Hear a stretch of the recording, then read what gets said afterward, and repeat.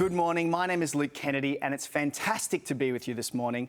Coming up, we'll be motivated to read, we'll learn about three-digit numbers, bigger and smaller than, and we'll hear all about the wonderful solar system. So sit back, make yourself comfortable, get your thinking caps on, and let's get ready to read. There never seems to be an end to the different stories authors can tell. So Pascal is going to share what's great about books, and in particular, look at the structure of narratives. Hello. Today we're going to talk a bit about reading. I love to read. I mean, I'm a teacher. I have to read a lot of different things for my job, but I also just love to read. Here are a few reasons I like to read.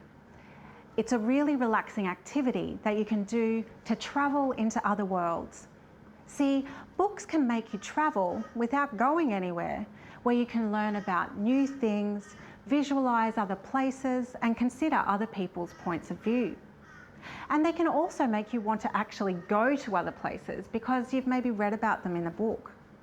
For instance, when I was younger, I read the book The Catcher in the Rye, and years later I travelled to New York City where it was set. I even made a special trip to see the place in Central Park where the main character, Holden, took his sister on a merry-go-round. And most of all, I can read anywhere because books are portable and there's so many ways to read them. I can borrow books from a library, listen to audiobooks, or read ebooks on my tablet. And I can read all by myself, or if I want, I can share books with my friends and we can talk about them together. What do you like about reading? Where's your favourite place to read? Do you have a favourite book or author? Today we're going to look at a particular kind of book to read, a narrative text. Do you remember what a narrative text is? That's right, a narrative text tells a story. It describes characters that go through events and experiences. A narrative story can be real or make-believe with imaginary characters. Perhaps you've encountered lots of stories in your life already, such as fairy tales or stories from the dreaming. Maybe you've read storybooks or had them read to you by someone. Even when your friends or family tell you about exciting things that have happened to them, that's a narrative. You might be reading a narrative in your class right now. A narrative is different from, say, a report, which might give facts or information about something. Hey, here's a little tip to tell if you might be reading a narrative.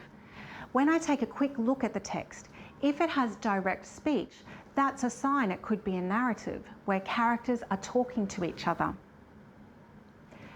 When you're looking at narratives for school, or when you read narratives you choose to read yourself, you'll notice that they have a certain kind of structure.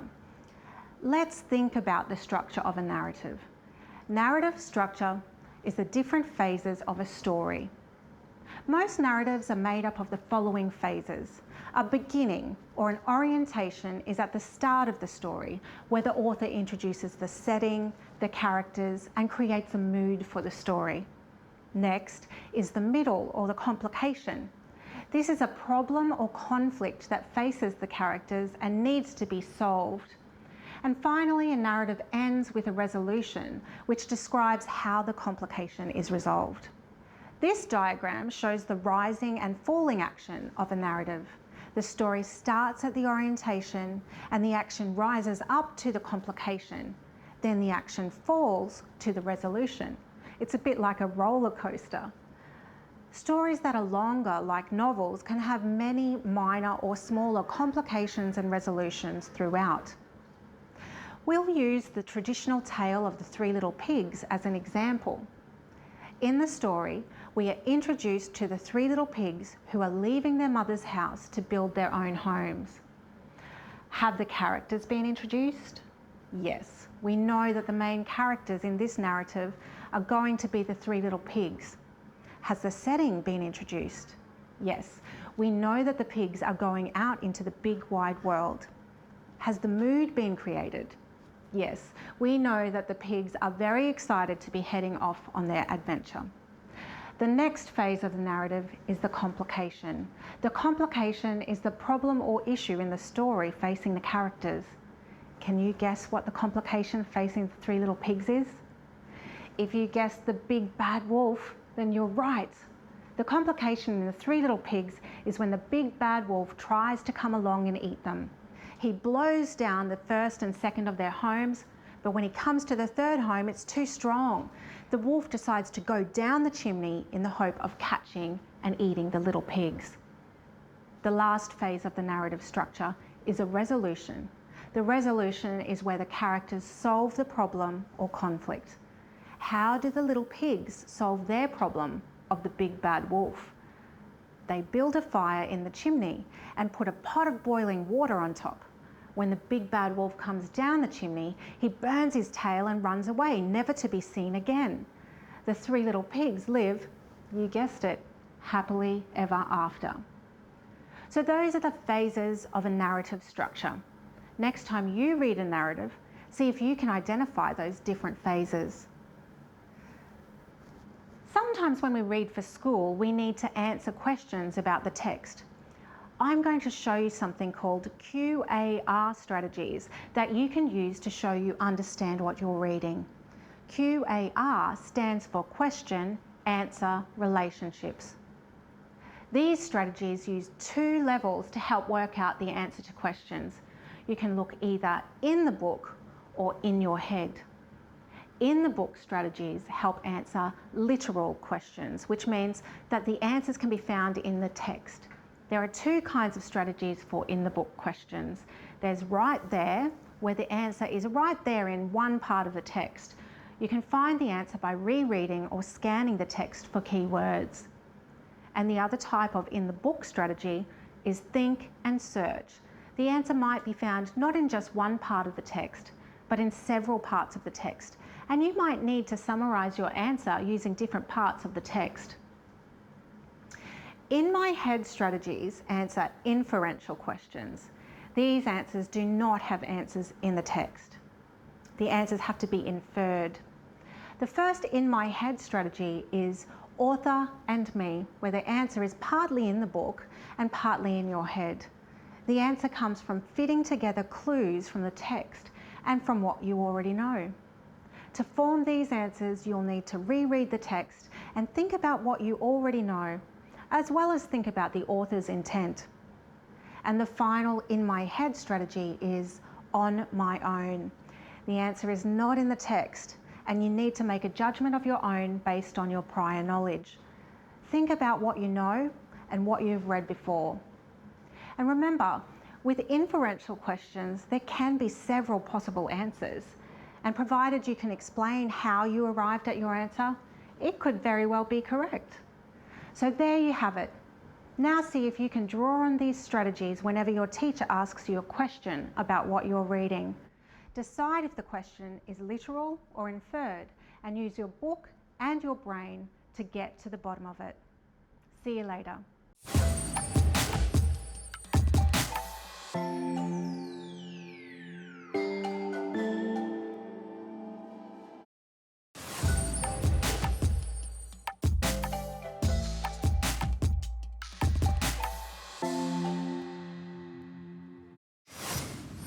Hello again, everyone. It's so lovely to have you all here. It's now time to get into some maths learning. Today we'll be working with three-digit numbers. We're going to make models of three-digit numbers using different materials and locate the numbers that we make on a number line. So let's get started. Hi, I'm Monique, and I have with me today my friend Sally. Hi, Sally. Today we are learning about three-digit numbers. I have in front of me some materials that we are going to use to represent three-digit numbers. Let's think. What do we know about three-digit numbers? Well, some numbers have one digit, like if you have 4 apples. Some numbers have 2 digits, like if you have 20 cents. And some larger numbers have 3 digits. Three-digit numbers have a digit in the hundreds, tens and ones place value positions. Each digit tells us how many hundreds or tens or ones there are in the number. And we might use 3-digit numbers when we talk about walking 500 metres to school. Or if we say we are 125 centimetres tall. Okay, let's represent 3-digit numbers with materials. This sponge is going to represent 100. This long piece of sponge is going to represent 110. And this square-shaped piece of sponge is going to represent a 1. You can see that these materials look like the base 10 hundreds, tens and ones blocks you have probably used at school. And I have a place value chart here too, with hundreds, tens and ones shown.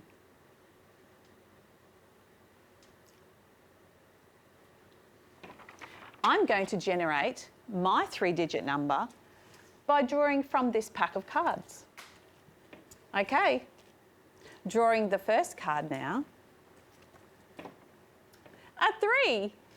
I'll put that 3 in the hundreds place value position. Okay, I'm drawing the second card now. For my second digit, a 4, I'll put that in the tens place value position. And I'm drawing the third card now. A 1. I'll put that in the ones place value position. There, a 3-digit number. Let's read it together. 341. We are now going to use our sponges to represent this 3-digit number. Since the place value chart is showing that the number 341 has 3 hundreds, I'm going to use 3 large sponges to represent that value.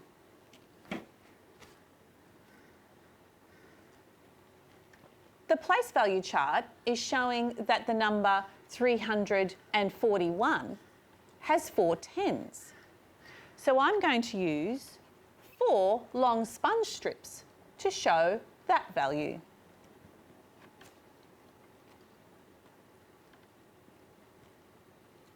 The place value chart is showing that the number 341 has 1 ones. So I'm going to use 1 small sponge piece to show that value. All done. Let's check. The number 341 has 3 hundreds, 4 tens and 1 1. I'm going to move our representation of the number 341 over to the side. And I'm going to show you another representation. Have a look. I have a 5 in the hundreds place value position, 5 in the tens place value position, and 3 in the ones place value position. This 3-digit number is 553. We're going to use our knowledge of place value to compare these 3-digit numbers. We might need to compare 3-digit numbers when we are trying to solve a problem. The problem might be that even though I know how far 2 of my favourite players can kick a ball, I want to compare them to find out who can kick the ball the furthest.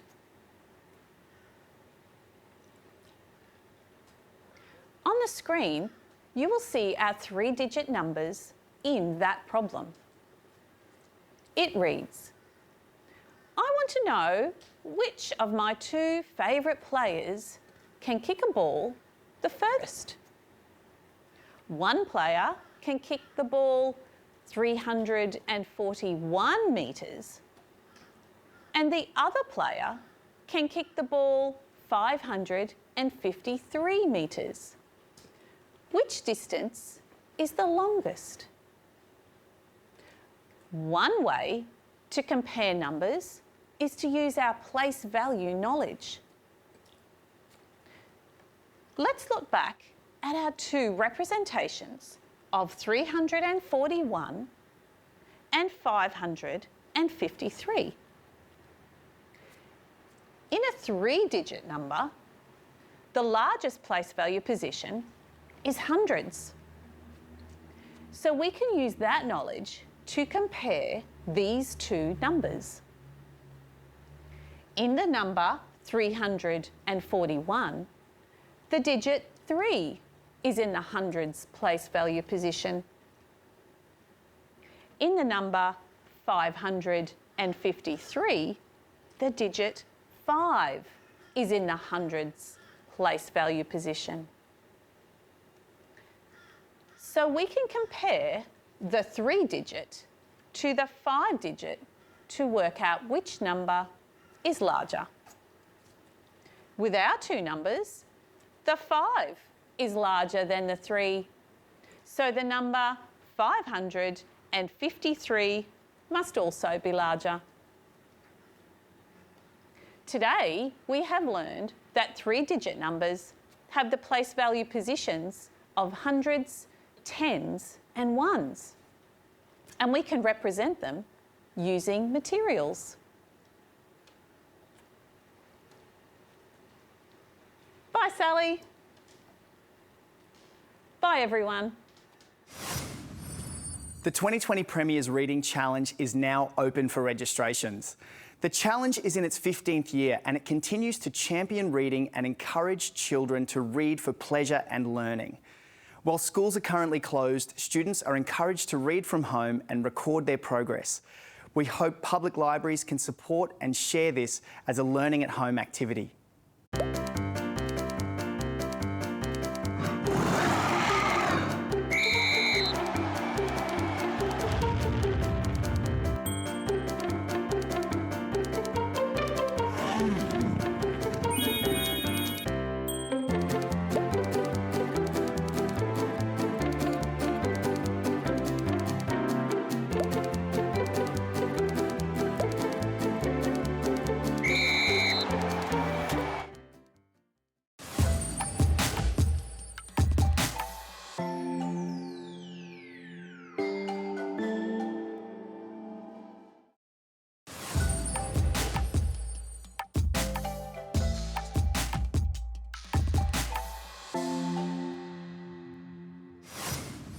Welcome back. I hope you're ready for some science learning that's out of this world. We're about to learn how to identify the features of our home planet, Earth. Here's Jen. Have you ever wondered what Earth looks like from space? No one on Earth can see the whole planet because it's so big. In fact, people used to think the Earth was flat rather than spherical because that is all that they could see from their position here on Earth. The only people who have ever actually seen the whole Earth are the few astronauts who have travelled to the moon and were far enough away to view it. However, with the developments in science and technology, we can now observe the Earth from space. This is NASA's live stream from the International Space Station, a spacecraft that continually moves around the Earth's surface and is home to 6 astronauts from across the world. In this vision, we can see the spherical nature of Earth. The International Space Station, along with objects called satellites, can capture thousands of images of our planet every day from space. We can then use these images to help us understand more about our planet. Today, we're going to explore some of the features of Earth. We can identify some features through observation. These are called observable features. Observation is an important scientific skill. Observations rely on our senses to identify things that we can see, hear, smell, touch, or taste. The more accurate and detailed our observations, the better we can make predictions and describe patterns. In a moment, we're going to practice identifying the observable features of Earth around us using our senses. We're going to be looking at the landscape and sky. It's important to remember that when we're looking at the sky, we never look directly at the sun as it can damage our eyes. Okay, let's start observing. You might like to look out your window at home. What can you see in the landscape around you? Perhaps you can see some hills, mountains, rivers, or perhaps the land is flat. Now take a look at the sky. What can you see in the sky today? Is it cloudy or clear? How does the air feel? Is it a warm or cool temperature? Does it feel or look windy? And what can you hear? Are there any birds or insects, or can you hear any traffic? Observation is an important scientific skill to have, and you can practice at any time at home. Let's put our observation skills to the test. These are images of Earth recorded by a NASA satellite. By looking closely at the Earth, we can observe that it is a sphere, like a ball, and that Earth has land, oceans, mountains, rivers, deserts, and forests. We can see this because each feature in the image is shown differently. The ocean is coloured blue, forests are a dark green, and deserts are a brown or red colour. The landmass has a clear outline where it meets the ocean, and mountains appear raised on the land. Now that we have spent some time identifying observable features of the Earth, things that we can see, hear, smell, or touch, let's explore features of the Earth that we cannot see. In the past, before early astronomers realised that the Earth rotates in space, they observed the sun moving across our sky and concluded that the sun orbits the Earth. In fact, the Earth rotates on an axis. The axis is an invisible line that runs through the centre of the Earth. The Earth rotates on this axis, and this rotation gives us day and night. The side of the Earth facing the sun experiences day, while the other side experiences night. Early Australian astronomers, Aboriginal and Torres Strait Islander peoples, have made very careful observations about the Earth and its movement for thousands of years, and have passed this knowledge on through many generations to help monitor time and guide people across country. The Earth's axis is a non-observable feature, but we can use it to explain day and night. At the top of the Earth's axis is the North Pole, and at the bottom is the South Pole. The North Pole is near the Arctic Circle, and the South Pole is near Antarctica. These are both very cold, icy places. The North and South Pole are both non-observable features. We can also draw a line around the middle of the Earth. This line is called the equator. The equator splits the Earth into two halves. Remember that the Earth is a sphere, and another word for half a sphere is a hemisphere. The hemisphere located above the equator is called the Northern Hemisphere because it contains the North Pole. The hemisphere located below the equator is called the Southern Hemisphere because it contains the South Pole. Whilst the equator is a non-observable feature, it helps us to explain the location of places on Earth. We can represent non-observable features such as the Earth's axis, the equator, and the North and South Pole on maps and globes just like this using lines and labels. Okay, let's recap what we've learnt today. We now know that observation is an important scientific skill used to make predictions and to describe patterns.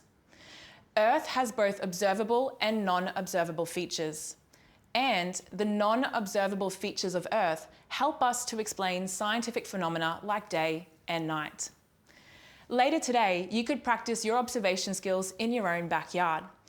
Write down your observations of the landscape and sky in a scientific journal each day. You might also like to draw or paint a simple diagram to add to your description. Remember, don't look directly at the sun. Thanks for watching. See you next time.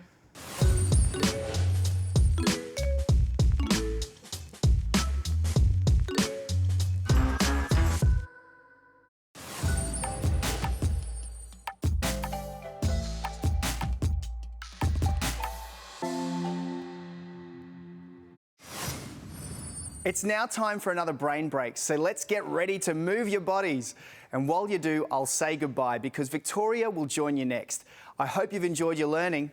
Bye. Hi, I'm Bron Knox and I'm a water polo player. Just like you, I'm stuck at home, so let's get up, get active and have some fun. First off, we're going to make sure we've got our space nice and clear so we're not going to hit anything or knock anything over. To start off with, our first movement is going to be something called an egg beater kick. So in the water, in water polo, we like to make sure we're above the water surface. So to do that, we do an egg beater kick. One leg up, other one holds us nice and stable. You might wobble around a little bit. That's all right. Grab a chair, grab a table to keep your balance and draw some circles. Perfect. Make sure you go to the next leg before skipping to the next exercise. Our second exercise is a push-up. As a swimmer in the water, you need to have nice, strong shoulders. So to push up, we're going to have our core nice and strong and set. We're going to go down on our knees, have our hands nice shoulder width apart, and we're going to push down and push up, and push down and push up. Perfect. All right, on to our third exercise. So in water polo, we have a goalie who likes to block all the goals. So to do that, we're going to squat down and then jump up and block. Squat down and then jump up and block. All right, I don't know about you, but I'm ready for some learning. Let's go.